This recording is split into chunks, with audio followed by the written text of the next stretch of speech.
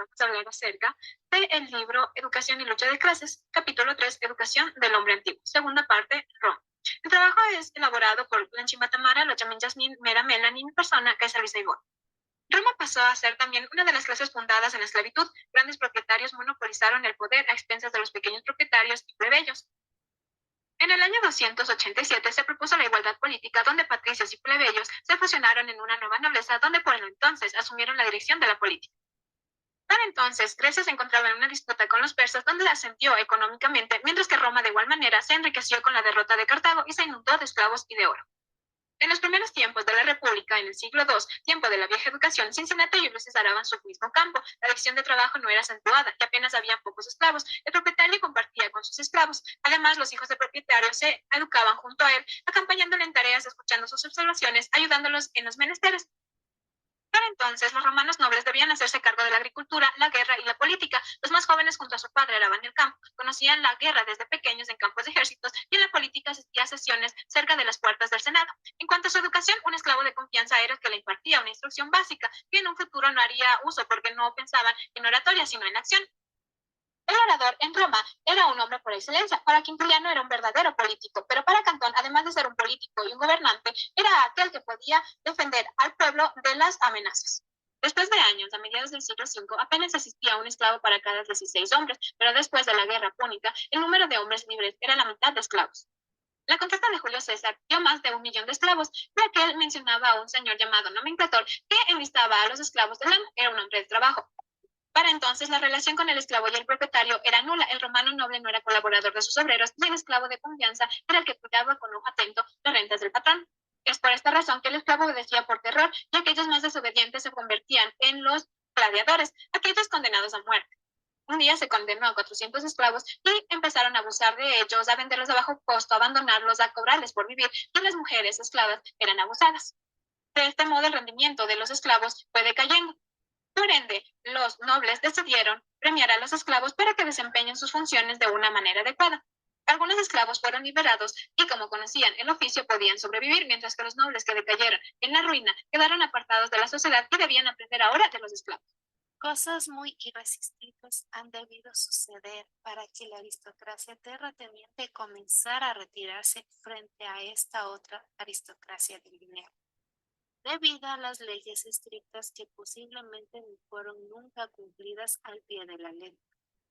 La nueva nobleza tomaba en sus manos todo negocio honesto y deshonesto, que la nobleza senatorial juzgaba indignos de ejercer directamente.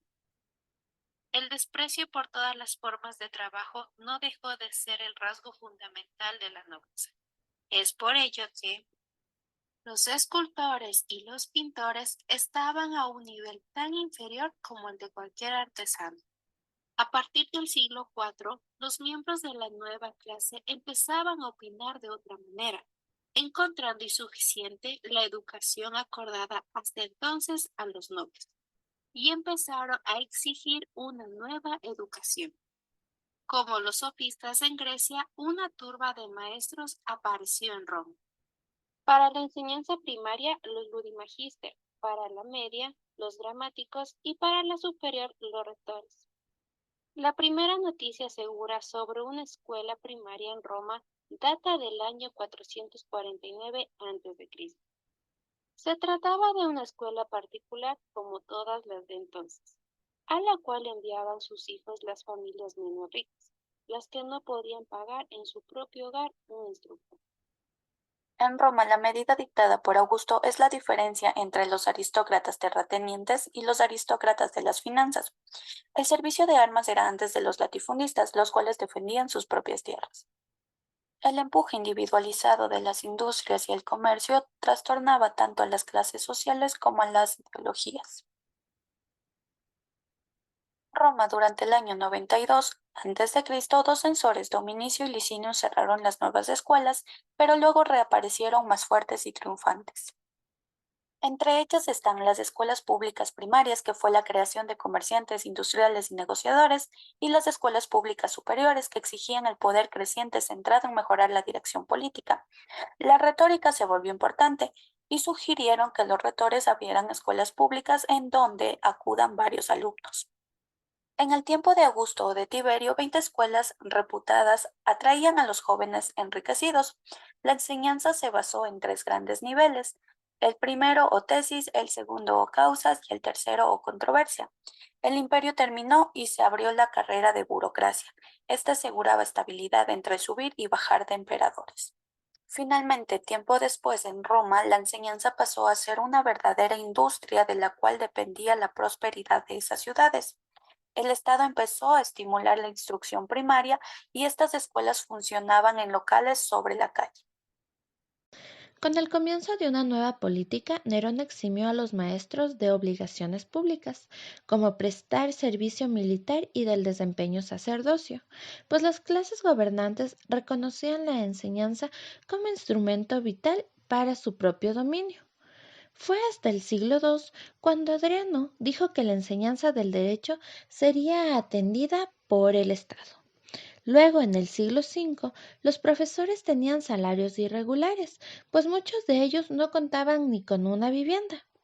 Pero Constantino dictó la ley acerca de los pagos puntuales de salarios, y este pasó a ser entonces Juliano cuidaba que los cristianos no tomen la enseñanza del imperio, para lo cual la enseñanza pasó a cargo del Estado.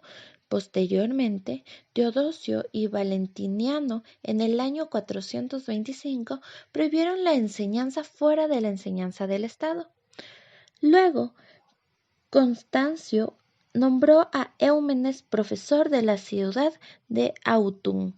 Este personaje mantenía la frase "no deja vagar" sin guiar a la juventud, la misma que se refería a la vigilancia de los actos de los estudiantes y el control de sus opiniones.